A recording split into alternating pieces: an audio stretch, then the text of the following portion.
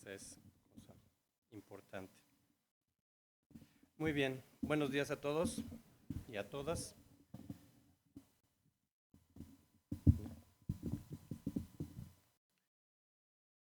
Así que me vi como Fox, todos y todas, amados hermanos. Antes que nada y antes de que se me pase, quiero también darle las felicitaciones a todas las mamás de esta iglesia. Recordar que ayer fue su día y que, como decía Edgar, pues no nada más ayer, sino todos los días. Que pues ocupan un ministerio muy importante, criar hijos, guiarlos en correcta amonestación del Señor. Y es muy importante que ese ministerio que están cumpliendo las mamás lo sigan cumpliendo, no importa cuántos años tengan sus hijos. Meses, años, el ministerio sigue y hay que estar siempre intercediendo por los hijos. Nosotros tenemos la fortuna de tener un niño ya de 30 años y seguimos orando como cuando vino. Y esa es precisamente parte de lo que hoy vamos a ver, el sacerdocio que Dios nos ha permitido tener. Muy bien, vamos a poner este tiempo en manos de nuestro Señor a través de la oración. Señor Dios Todopoderoso, justos y verdaderos son tus caminos. ¿Quién no te temerá, oh Rey de los santos? Porque solo tú y nadie más que tú nos ha dado la oportunidad de ser salvos a través de la sangre de nuestro Señor y Salvador Jesucristo. Gracias, Señor, por ese don inefable que nos ha permitido tener acceso al lugar santísimo para anunciar las virtudes de tu Evangelio, para anunciar las virtudes de nuestro Señor y Salvador Jesucristo. Permite pues que este día podamos entender lo que es el sacerdocio y no solamente eso, sino también que lo podamos ejercitar de tal manera que podamos ser ese puente entre el hombre y tú, Señor, para llevar almas a ti, para convencerlas del pecado, de justicia y de juicio. Pero sobre todo, mi Dios, para mostrar el amor tan grande que tú derramaste en esa cruz al dar a tu Hijo para propiciación de nuestros pecados. Ayúdanos, Señor, y que lo que hoy hablamos sea palabra tuya, sea con el propósito específico de edificar a la iglesia, pero sobre todo, mi Dios, con el fin de cambiar vidas para ese real sacerdocio que tenemos que realizar a través de no nuestras fuerzas, sino a través de tu Espíritu Santo. Bendícenos y ayúdanos a predicar tu palabra como es debido. Te lo rogamos en el nombre de Cristo Jesús. Amén. Vamos a nuestro pasaje entonces, vamos a Hebreos 5, del 1 al 6.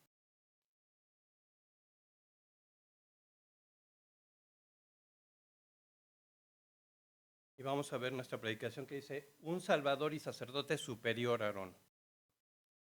Hebreos 5 del 1 al 6 dice así, porque todo sumo sacerdote tomado de entre los hombres es constituido a favor de los hombres en lo que a Dios se refiere, para que presente ofrendas y sacrificios por los pecados, para que se muestre paciente con los ignorantes y extraviados, puesto que él también está rodeado de debilidad. Y por causa de ello debe ofrecer por los pecados, tanto por sí mismo como también por los del pueblo. Y nadie toma para sí esta honra, sino el que es llamado por Dios, como lo fue Aarón. Así tampoco Cristo se glorificó a sí mismo, haciéndose sumo sacerdote, sino el que le dijo, tú eres mi Hijo amado, yo te he engendrado hoy.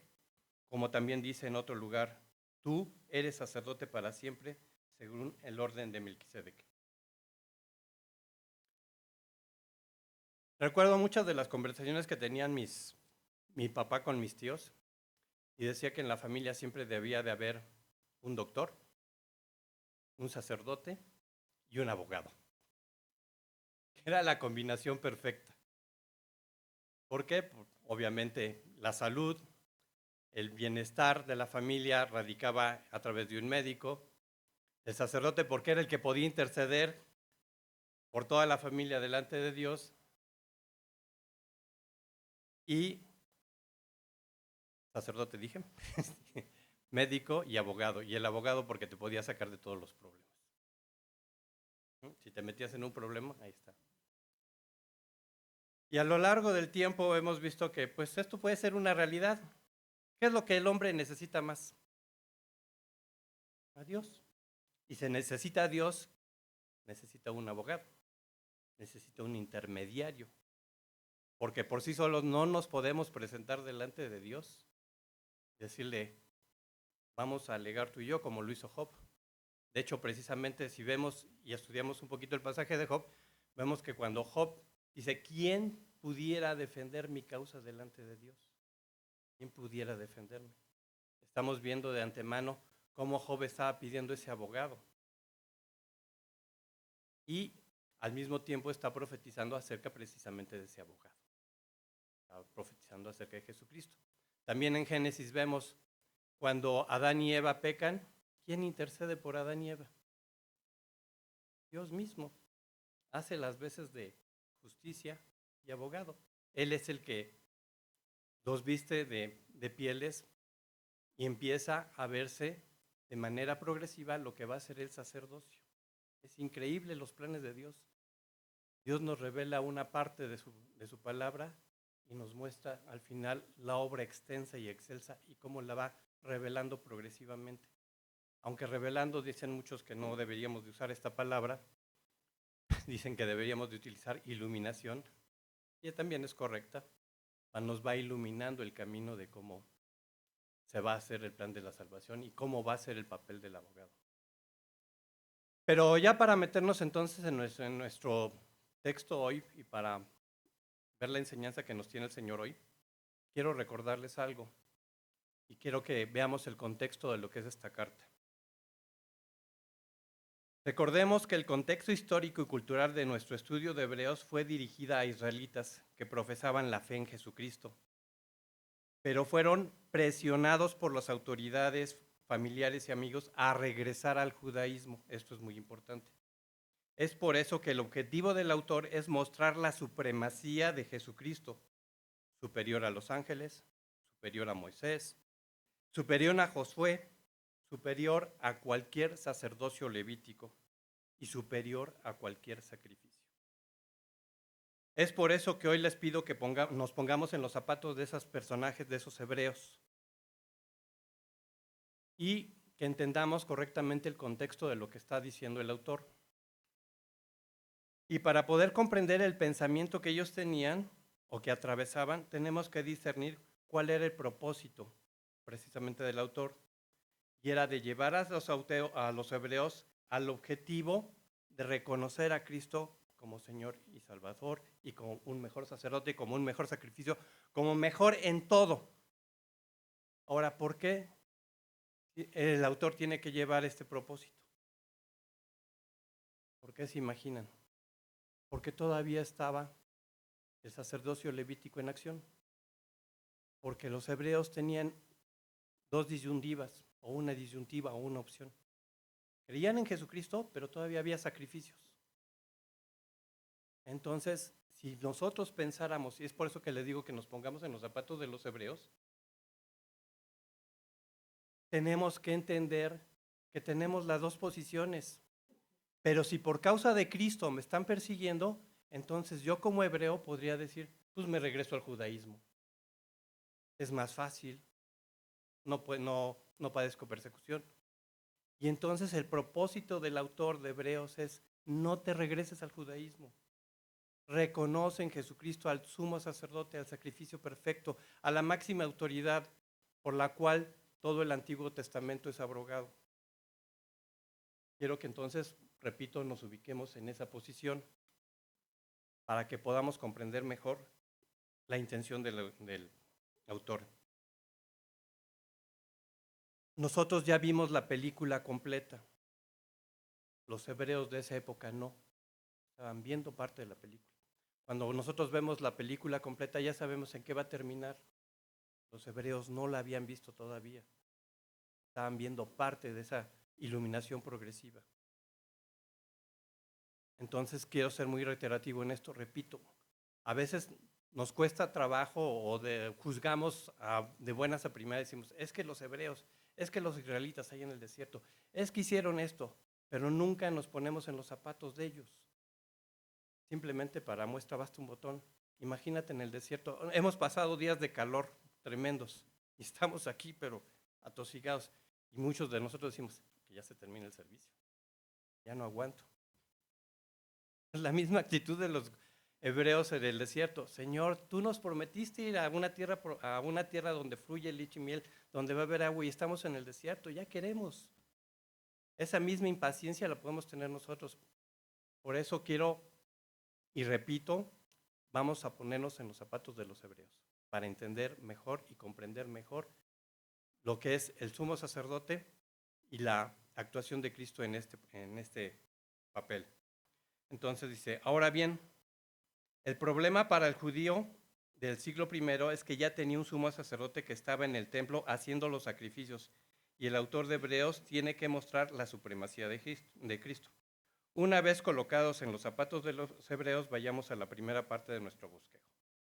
La primera parte de nuestro bosquejo es el sumo sacerdote. En la predicación del domingo pasado, Edgar, y a lo largo de todas las predicaciones hemos visto y mencionado la definición del sacerdote, que es nada menos y nada más que un hombre designado para un culto, un ejecutor de ritos, un mediador o intercesor a favor de los hombres en lo que a Dios se refiere. Y es precisamente lo que nos dice el versículo 1 de nuestro pasaje. Un hombre constituido a favor de los hombres en pro de Dios. Y aquí vemos una de las primeras características del sumo sacerdote. El sacerdote es la persona que intercedía por el pueblo y tiene una función unidireccional. Nunca es Dios hacia los hombres, es el hombre hacia Dios a través del sumo sacerdote. Dios no necesita un sacerdote.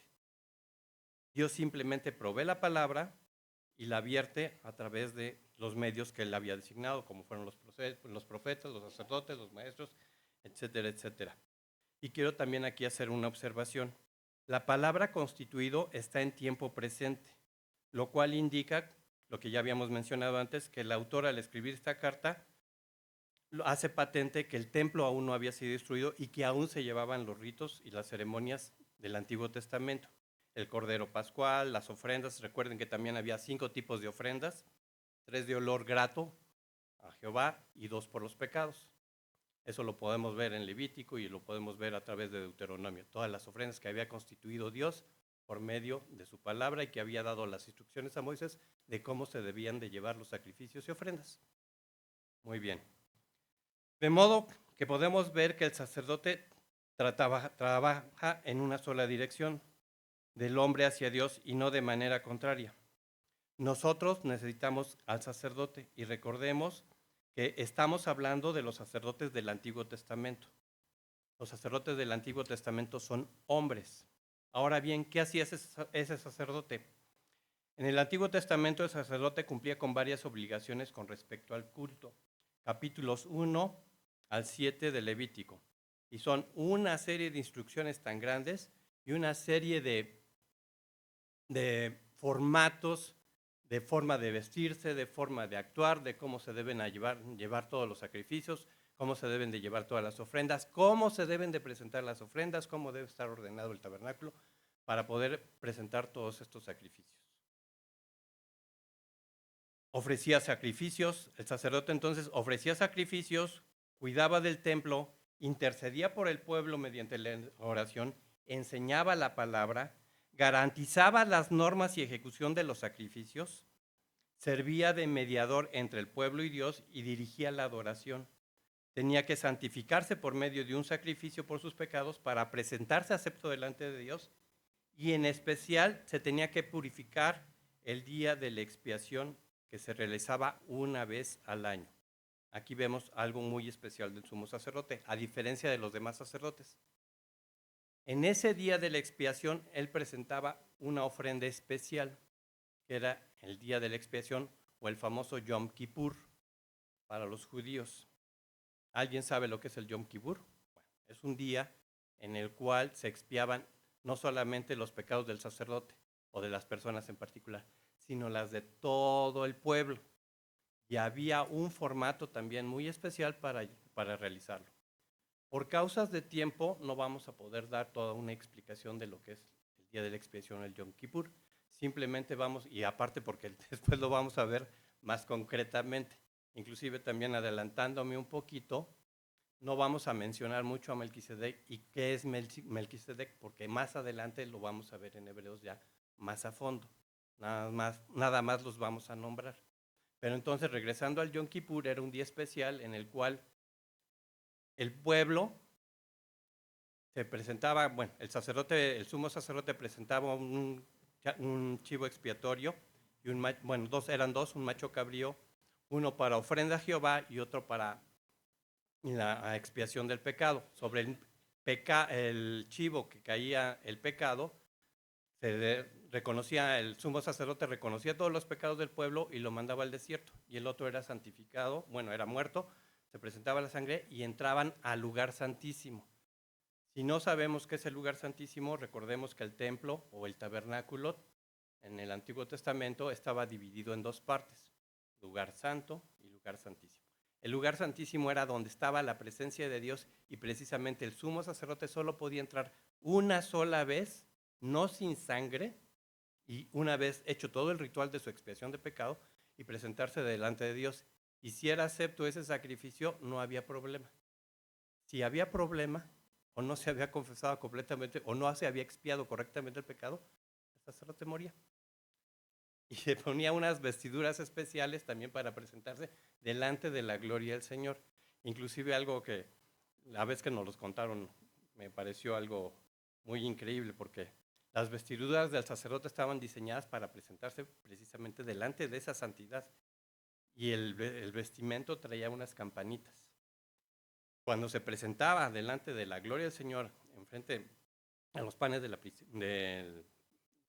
la mesa de la propiciación, si dejaban de sonar las campanitas, era sinónimo de que el sacrificio no había sido acepto, que había pecado y moría. Entonces, como oían las campanitas, sabían que el sacerdote se estaba moviendo. Entonces, todo iba bien. Y aparte lo amarraban de un lazo, porque no podían entrar a ese lugar santísimo. ¿Cómo iban a recoger el cadáver? Pues, a través del lazo. Entonces, era algo, y es algo muy simbólico, muy especial, y precisamente por eso les repito, a medida que veamos las cosas, pensemos como hebreos. Quiero ser, les repito, reiterativo, porque esto es importantísimo.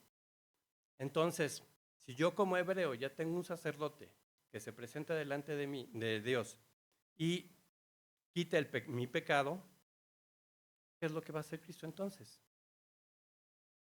Vamos a ver otra condición, ¿por qué pensamos así? Muy bien.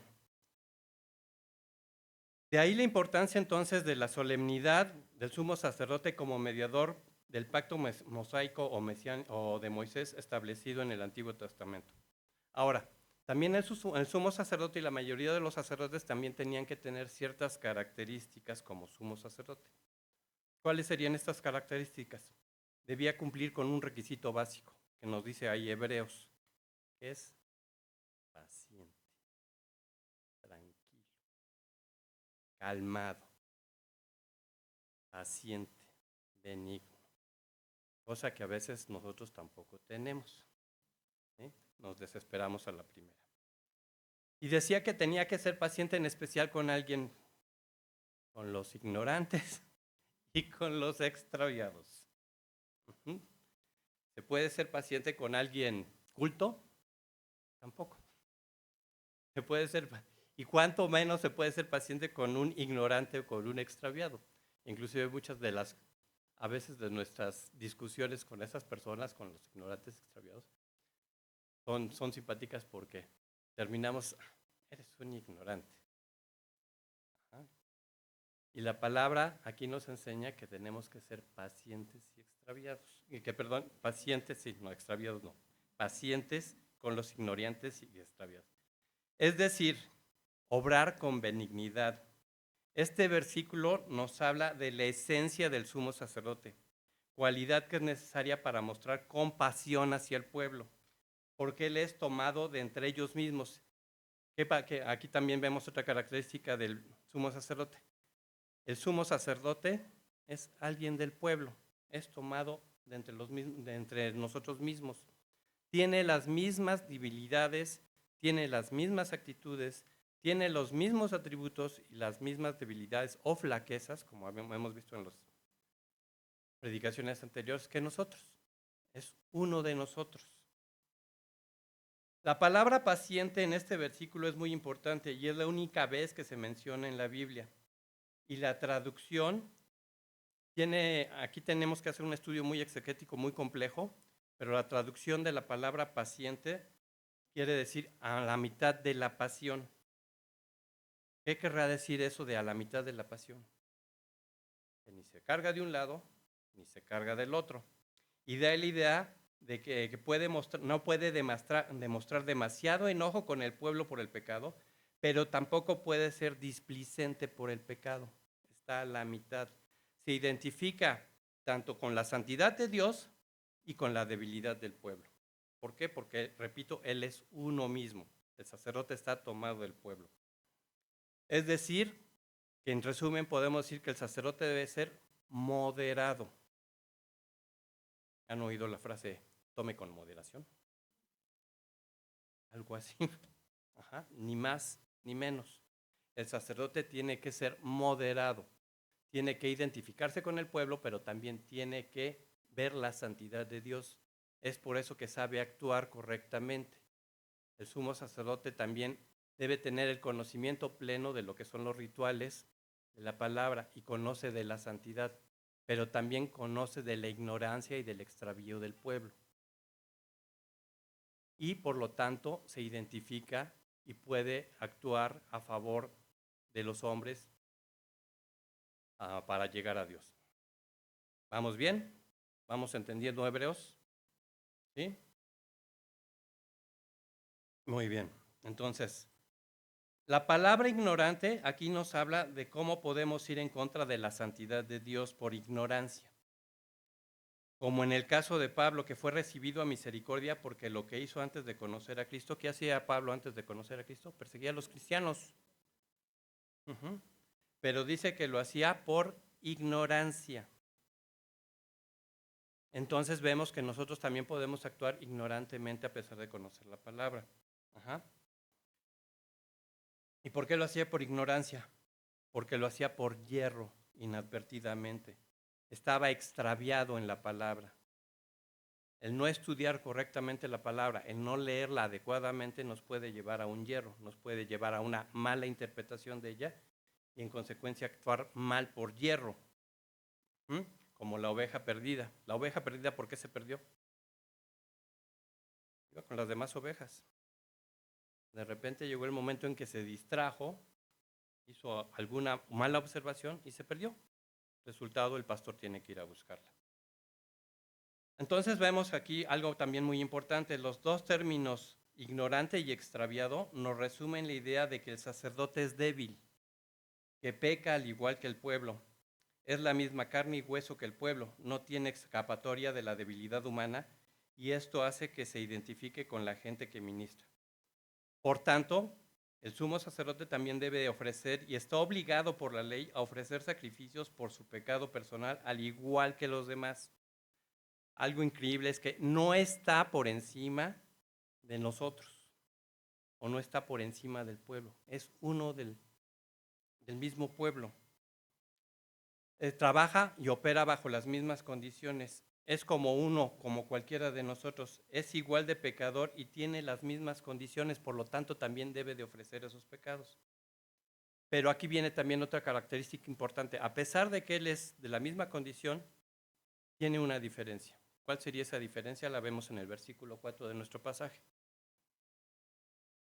El sumo sacerdote es llamado por Dios. He ahí la diferencia. El sumo sacerdote es llamado por Dios. No se nombra sumo sacerdote, es llamado por Dios.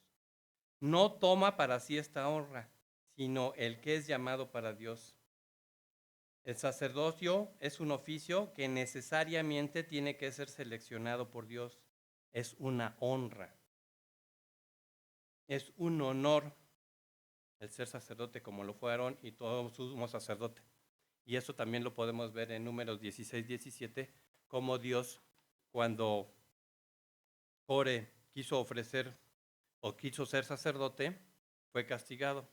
Y para eso, precisamente en los capítulos anteriores, vemos cómo Dios dijo, este pueblo, esta tribu en especial va a ser mi sacerdocio. Y de ahí fue tomado Aarón. ¿Qué pasó con Core? Fue eliminado. Cayó en la contradicción. Recordemos entonces a Core y sus seguidores que no fueron llamados y por lo tanto Dios los desechó y eligió a los levitas para dicho sacerdocio, como Dios hizo reverdecer, y vemos cómo Dios hizo reverdecer la vara de Aarón para mostrar que la tribu de Leví era la seleccionada para el sacerdocio.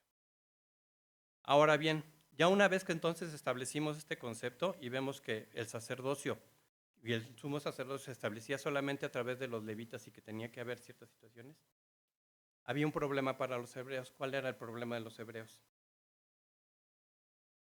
Si Cristo fuera levita, no habría problema, podría ser un sumo sacerdote. Pero Cristo no fue llamado al sacerdocio por no ser levita. ¿Cómo resolvemos este problema? ¿Cómo podemos decir que Cristo es nuestro sumo sacerdote si Él no es levita? Y la ley nos dice que tenía que ser levita. ¿Cómo se resuelve? Bueno, vamos a ver. ¿Cómo se resuelve este problema? Interpretando correctamente las Escrituras, conociendo correctamente las Escrituras. Las Escrituras nos muestran el por qué Jesucristo sí tenía derecho a ser sacerdote y sumo sacerdote. Y por eso la intención del autor en este capítulo es mostrarnos cómo es que Cristo llegó a ser sumo sacerdote sin ser levita. Muy bien, vamos. Lo primero que el autor de Hebreos tiene que probar es que Cristo tiene el derecho de servir como sumo sacerdote sin ser de la familia de Aarón, es decir, sin ser levita, lo que habíamos dicho. Y presenta dos argumentos. ¿Cuál es el primer argumento?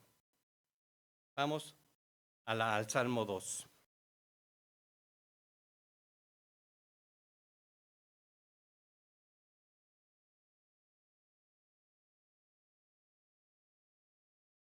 Aguántenme tantito porque están pegando las hojas aquí.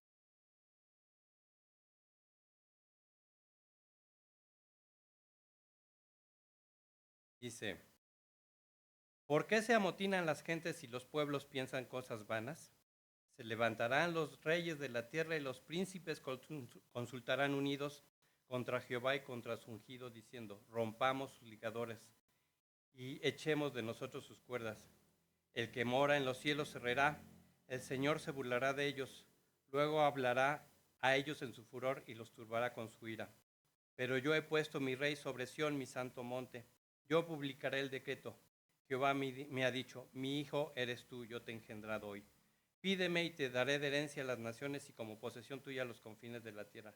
Los quebrantarás con barra de hierro, como vasija de alfarero los desmenuzarás.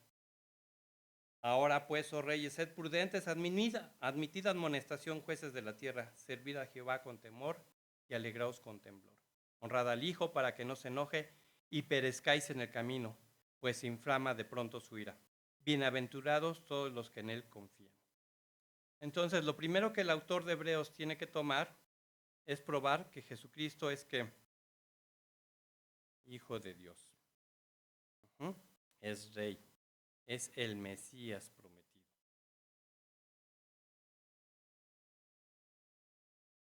Y entonces dice que Cristo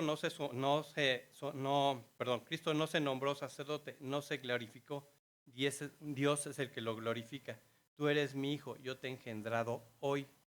Entonces, si Jesucristo es hijo de Dios, ¿tiene derecho a qué? Al trono. Tiene derecho al trono, es un rey. Recordemos que en el Antiguo Testamento el rey no podía ser sacerdote y el sacerdote no era rey. Entonces, el segundo argumento que nos presenta aquí el autor de Hebreos es, Cristo no se nombró sacerdote, no se glorificó, Dios es el que lo glorificó, tú eres mi hijo, yo te he engendrado hoy. Por lo tanto, vemos que la primera parte lo que demuestra el autor de Hebreos es mostrar que Cristo tiene derecho al trono. Es su hijo. Ahora, ¿cómo puede entonces establecerse la segunda función, rey, sacerdote? A ver, piénsenle tantito, pero no me contesten. Piénsenle tantito. ¿Qué argumentos podrían tener?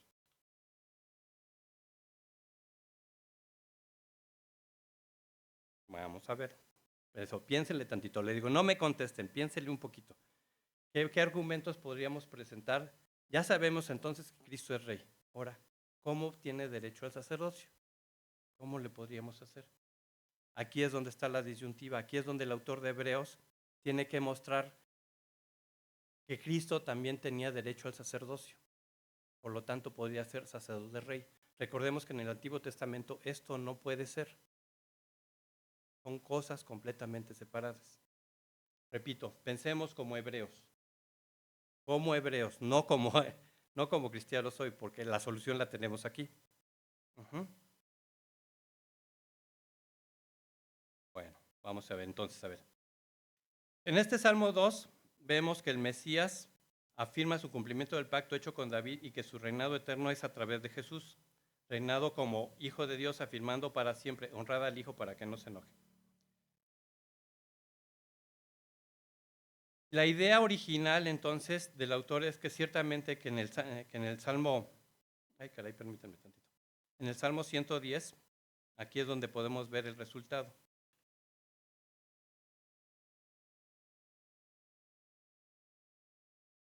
Vamos al Salmo 110.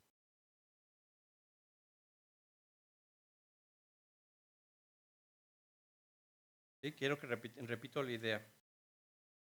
Quiero que pensemos como hebreos.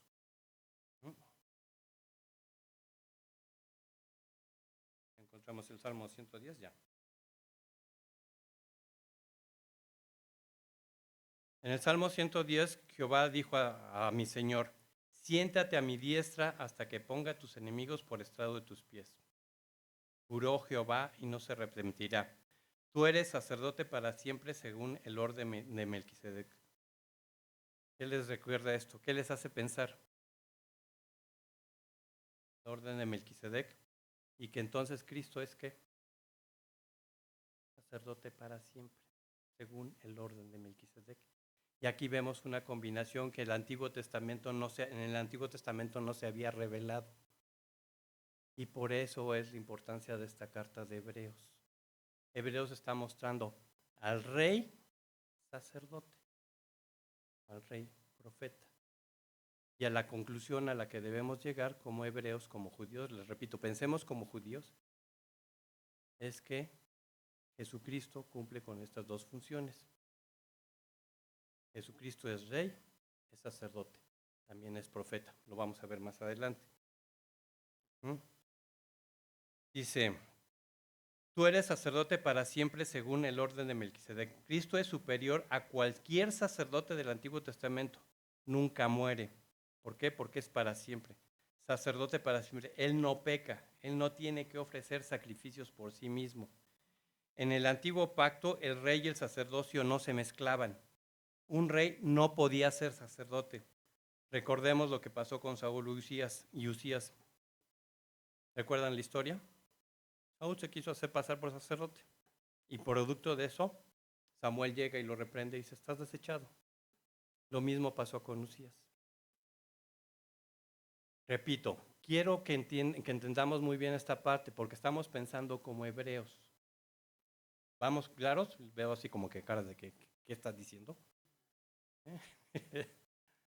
¿Sí me van captando la idea? Sí, cuesta un poquito de trabajo. Ajá. ¿Me van captando la idea? ¿No? Más o menos. En el Antiguo Testamento, bueno, para quedar más claro, en el Antiguo Testamento el rey y el sacerdote y el sacerdocio no se mezclaban. No podía haber un rey sacerdote. Sin embargo, en el Nuevo Testamento y a través de esta carta de Hebreos, precisamente uno de los propósitos de la carta de Hebreos es ver que el rey tenía que ser sacerdote y que todo eso se cumplía en Jesucristo. Ahora sí, ¿vamos bien? ¿Sí? ¿Ya captan la idea? Y el autor lo tiene que demostrar a través precisamente de este capítulo.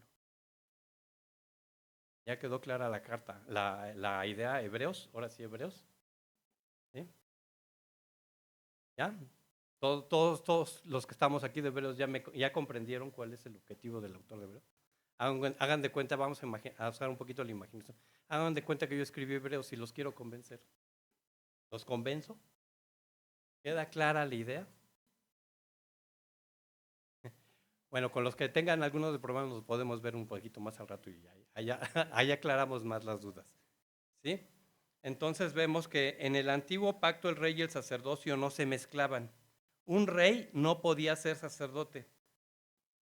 De modo que aquí se hace patente la soberanía de Dios y en conjunto el Salmo 2 y el Salmo 110 nos dan la perspectiva acerca del Mesías rey, del Mesías sumo sacerdote y la combinación de rey sacerdote.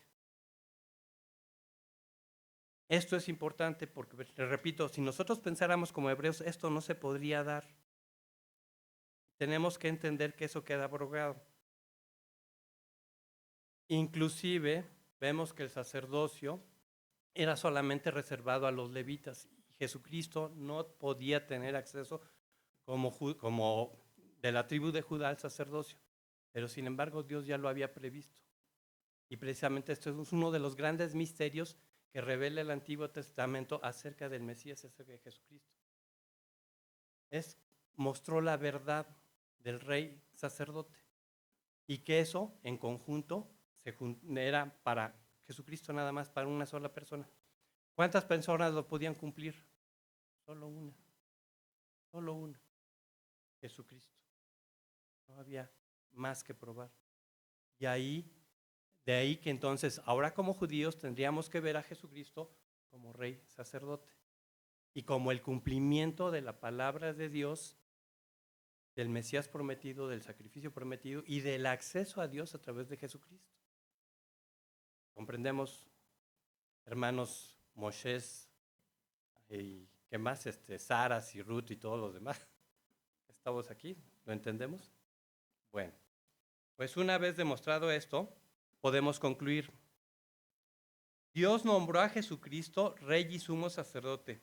Por lo tanto, no hay nada en el Antiguo Testamento que pueda ser sustituto o comparado con el sacerdocio de Jesucristo. Y queda abrogado el sacrificio el sacrificio continuo, así como el oficio del sumo sacerdote. Ya no hay más. Ya hay un solo sumo sacerdote. Y es nuestro Señor y Salvador Jesucristo. Ya no hay más sacrificios que hacer. Jesucristo fue el único sacrificio por el cual nosotros tenemos acceso a Él. Ya no hay más sangre que derramar. Cristo derramó su sangre por nuestros pecados, para perdón de nuestros pecados. Inclusive eso nos lo aclara después, más adelante, precisamente el autor de Hebreos, en Hebreos 8, dice, pero ahora, tanto mejor ministerio es el suyo, el de Jesucristo, cuanto es mediador de un mejor pacto establecido sobre mejores promesas. Hermanos, tenemos la dicha, el honor, la gracia derramada del Señor en cada uno de nosotros, de que ya todo eso se cumplió y que nosotros solamente por la fe en nuestro Señor Jesucristo podemos ser salvos. Solamente con ver el sacrificio de nuestro Señor Jesucristo y tener fe en que lo hizo por nuestros pecados, tenemos redención para con Dios. Somos aceptos en el amado. Somos aceptos en el cielo. Ahora bien, ¿cuál sería nuestra responsabilidad? Orar como Dios manda, predicar el Evangelio, comportarnos santa y piadosamente, reconocerle como Señor y Salvador si no le he reconocido, entender que ese sacrificio que hizo fue por ti, por mí, y que su sangre derramada nos limpia de todo pecado, nos hace aceptos en el amado, nos hace tener libre y espaciosa entrada en su reino, pero sobre todo vivir con la esperanza de que vamos a estar una eternidad con Él, que ya no tenemos que presentar sacrificios y ofrendas, simplemente creer. Si hoy tú crees que Jesucristo es el Señor, confiésale. Si hoy has creído de todo corazón que Jesucristo es la única vía para llegar a Dios, tenlo en tu corazón y arrepiéntete de tus pecados y vive conforme a sus mandamientos. De manera, hermanos, que la aplicación práctica que podemos tener hoy es 1 de Pedro 2:9. Mas vosotros sois linaje escogido, real sacerdocio, nación santa, pueblo adquirido por Dios para que anunciéis las virtudes de aquel que nos llamó de las tinieblas a la luz admirable. Vosotros, todos y cada uno de nosotros, que en otro tiempo no éramos pueblo, pero que ahora sois pueblo de Dios, que en otro tiempo no habíamos alcanzado misericordia, pero ahora alcanzamos misericordia. Tenemos una responsabilidad. Tenemos una misión que cumplir. Los hijos de Dios caminamos con un propósito eterno y operamos en este mismo tiempo bajo el entendimiento de difundir el Evangelio. Nuestra orden es proclamar que la tierra será llena de la gloria del Señor.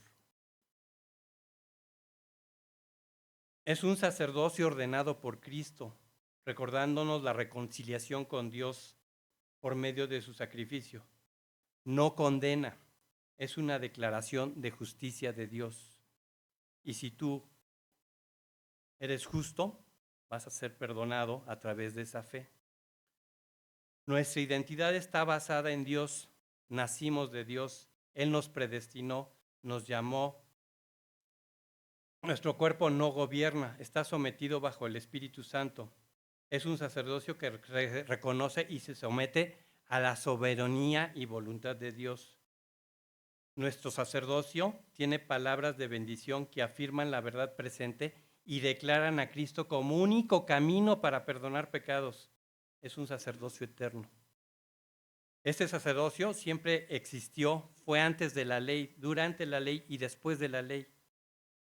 ¿Sí? ¿Queda claro? Siempre existió, según el orden de Melquisedec. Los que hemos sido reconciliados con Dios no somos perfectos, aspiramos a la perfección y tendremos la perfección en Cristo Jesús. Y los que tenemos esa reconciliación con Dios, no tenemos ninguna condenación. Hemos sido justificados por la fe en la obra de Cristo. Este es el anuncio que tenemos que declarar como sacerdotes. Esto es lo que tenemos que llevar a nuestras familias. Esto es lo que tenemos que hacer. Reconciliados con Dios y publicar esta noticia. Como sacerdotes, repito, de nuestras familias, anunciemos el Evangelio a nuestros familiares inconversos y démosles las buenas nuevas, que hay reconciliación en Dios, que hay perdón de pecados a través del arrepentimiento. Oremos. Alabado y bendito Padre, te damos hoy gracias por la bendición de darnos tu palabra, por la bendición de tenerte como sumo sacerdote, por la bendición que nos has dado ser declarados hijos tuyos. Gracias, Señor. No hay palabras para poderlo describir. Gracias porque nos has dado también el ministerio de la reconciliación. Permite, pues, Señor, que nosotros seamos obedientes a ese ministerio y que hagamos conciencia de lo que tenemos que predicar, de lo que tenemos que hacer, de cómo debemos de comportarnos. Llénanos de tu Santo Espíritu para cumplir con esta misión y ayúdanos a llevar tu palabra a un mundo que se pierde. Ayúdanos a ser sabios y entendidos en nuestra manera de vivir, de modo que reflejemos tu santidad. Ayúdanos a entender que ese sacrificio, Señor, que esa sangre derramada en la cruz fue por nosotros y fue por puro amor, y que podamos convencer a un mundo incrédulo de las bendiciones que es tenerte como único y suficiente Salvador, de la bendición que es tener el perdón de pecados a través de la sangre de nuestro Señor y Salvador Jesucristo. Gracias, Señor, por este día y permite que vayamos en paz, reconociendo que tenemos una labor que cumplir, no por obras, para que nadie se gloríe, sino simplemente porque te amamos y reaccionamos a ese amor. En el nombre de Cristo Jesús, amén.